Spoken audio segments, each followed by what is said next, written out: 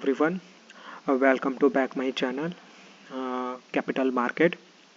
तो आज लोग हम एक और स्टॉक के बारे में बात करेंगे, इंडसइंड बैंक, जो काफ़ी चर्चित स्टॉक है और बदनाम भी स्टॉक है। उसको मैं बदनाम स्टॉक इसलिए बोलता हूँ क्योंकि ये ऐसा स्टॉक है कि आप कोरोना के टाइम भी देखिए कि कहाँ पे था, 2000 से सीधा 400 पे आ गया था, फिर 400 से वापस से यहाँ पे 1600 आ गया, 1600 से वापस से उसी रेंज में आ गया। तो ये मेरे हिसाब से बहुत बदनाम स्टॉक मैं उसको बोलता हूँ।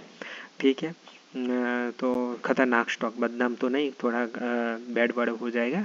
मैं ये बोलता हूँ कि ये बहुत ही खतरनाक स्टॉक है। ये तो हम लोग चलिए पहले तो डिस्कस करते हैं कि इसका टेक्निकल एनालिसिस है। तो मैं आपको पहले एक बार क्लियर कर देता हूँ, यहाँ पे कोई फंडामेंटल की मैं बात करने वाला नहीं हुआ। ठीक है, तो हम लोग प्योर टेक्निकली बात करेंगे, स्ट्रक्चर कैसा है, अभी फ़िलहाल कहाँ पे सपोर्ट और कहाँ पे रेजिस्टेंस है, कहाँ पे सप्लाई जोन है, और तो वो लोग हम उसी के बारे में बात करेंगे। ठीक है, तो चलिए पहले चलते हैं चार्ट पे। तो अभी जो करंट प्राइस है वो 986 के आसपास है। ठीक है, तो ये डेली बेस का चार्ट है। तो हम देख सकते हैं कि ये तो फर्स्ट आप देख सकते हैं कि जो ये ट्रेड लाइन, एक स्ट्रक्चर था इसका अपर साइड का, आप देख सकते हैं। तो प्योर उसने एक टेक्निकली प्योर अपसाइड मूवमेंट चल रहा था इसका। फिर वहाँ पे पता नहीं क्या न्यूज़ आ गई, तो वहाँ पे यहाँ पे उसने ब्रेक कर दिया। ये पूरा स्ट्रक्चर जो अपवर्ड एक चैनल चल रहा था, ये बेसिकली इसको अपवर्ड चैनल बोलते हैं। तो आप देख सकते हैं कि हर एक बाउंड्री पर आता है, रिस्पेक्ट करता है, वापस से चला जाता है और वापस से, तो फर्स्ट सेकंड और यहाँ पे थर्ड भी बोल सकते हो। अब जब फोर्थ बार टूटा तो काफ़ी, यानी मेरे हिसाब से जब भी आप कोई भी ट्रेड लाइन दौड़ते हो, चाहे अप हो या डाउन साइड, तो हमेशा याद रखिए कि बार बार वो टच करता है, तो वहाँ पे आपको सावधान होना चाहिए।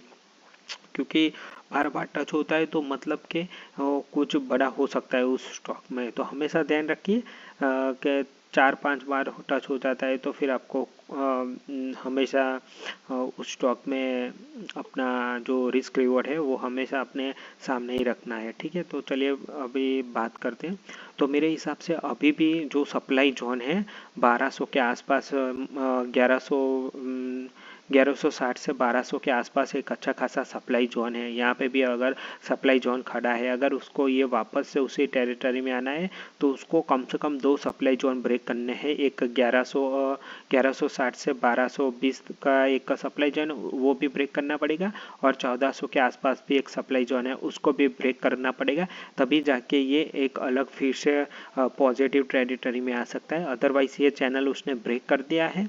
तो मेरे हिसाब से अगर इसमें कोई भी बाउंस मिलता है आपको, अगर आपकी इसमें कोई पोजीशन है, तो फिर आप यहाँ पे सोच सकते हैं। अदरवाइज फ्रेश इन्वेस्टमेंट में मना कर रहा हूँ, क्योंकि या तो फिर लंबी अवधि के लिए स्टॉक इसी रेंज में फंस सकता है, या तो फिर अगर ये भी अगर डिमांड जोन है यहाँ पे 800 के आसपास, तो अगर ये भी डिमांड जोन पूरा खा जाता है तो फिर हम लोगों को और भी नीचे के लेवल मिल सकते हैं इंडसइंड बैंक में। ठीक है, तो मेरे हिसाब से अभी मुझे ये 800 और ऊपर 1200, जो ये 400 पॉइंट की एक रेंज बनाई है स्टॉक ने, वहीं पे घूमता रहेगा मेरे हिसाब से।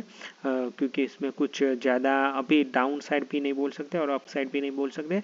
मार्केट कैसा चलता है उस पर काफ़ी स्टॉक डिपेंड करेगा। ठीक है, आने वाले समय में अगर मार्केट फर्दर डाउन जाती है तो फिर ये 800 के नीचे भी फिसल सकता है, और मार्केट स्टेबल या ऊपर जाने की कोशिश करता है तो फिर मेरे हिसाब से इसी रेंज में ये स्टॉक फंस जाएगा। जब तक ये ब्रेक नहीं करेंगे तब तक उसके लिए कोई चांस बहुत कम है। ठीक है, तो वीकली पे चलते हैं कि वीकली में कैसा ये दिख रहा है। तो हम लोग वीकली पे चलते हैं। तो वीकली, तो अब वीकली में भी आप देख सकते हैं कि यहाँ पे 1 2 और फिर यहाँ पे तीसरा पॉइंट नीचे है, तो वीकली में भी सेम है। तो फंडामेंटल सभी में सेम ही अभी दिख रहे हैं। और ये मंथली, तो मंथली में 1 2 फिर यहाँ पे तीसरी, तो ये काफ़ी नीचे आ गया है। तो मेरे हिसाब से मैं ये बोलना चाहता हूँ कि ये स्टॉक आने वाले समय में कुछ ज़्यादा मुझे उम्मीद नहीं है स्टॉक के बारे में।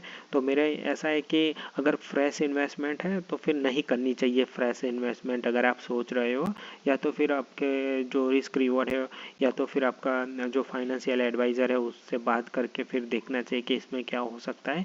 मेरे हिसाब से इसमें फ्रेश इन्वेस्टमेंट अवॉइड करनी चाहिए, क्योंकि ये हो सकता है पूरा रेंज में फंस सकता है, या तो फिर आप 300-400 पॉइंट कमाने के चक्कर में यहीं पे कहीं पे भी ट्रैप हो सकते हैं। तो ये स्टॉक मुझे फ़िलहाल तो स्ट्रक्चर वाइज नहीं अच्छा लग रहा है। तो मेरे हिसाब से इंडसइंड बैंक को फ्रेश आपको अवॉइड करना चाहिए, और ना ही ये स्टॉक SIP वाला स्टॉक है ताकि हर महीने आप ऐड कर सकते हो, वो भी स्टॉक नहीं। मुझे ये वैसे भी बैंक सेक्टर मुझे वैसे भी अच्छे नहीं लगते, क्योंकि उसमें कुछ भी प्लस माइनस हो सकता है।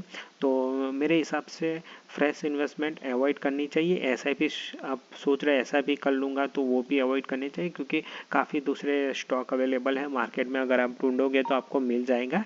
तो मेरे हिसाब से अभी इंडसइंड बैंक को आपको अवॉइड करना चाहिए, पूरा नेगेटिव टेरिटरी में चला गया है स्टॉक। सो प्लीज़ आप ये स्टॉक को अवॉइड कीजिए। बाकी मैंने आपको सपोर्ट और रेजिस्टेंस बोल दिए हैं। मार्केट ऊपर जाता है तो भी इसी रेंज में शायद घूम सकता है, उसको अगर चेंज करना है अपनी मूवमेंट तो 1200 और 1400 का एक जो सप्लाई जोन आगे खड़ा है उसको ब्रीच करना पड़ेगा, तभी उसकी लाइन क्लियर हो पाएंगी मेरे हिसाब से, और तभी शायद कुछ नया स्टॉक में मिल सकता है हम लोगों को। या तो फिर थोड़ा वेट करना चाहिए 1-2 साल के कैसे मूवमेंट करता है, फिर बाद में हम लोग इस स्टॉक के बारे में सोच सकते हैं। तो प्लीज़ वीडियो को लाइक कीजिए और चैनल को सब्सक्राइब कीजिए। Thank you for watching.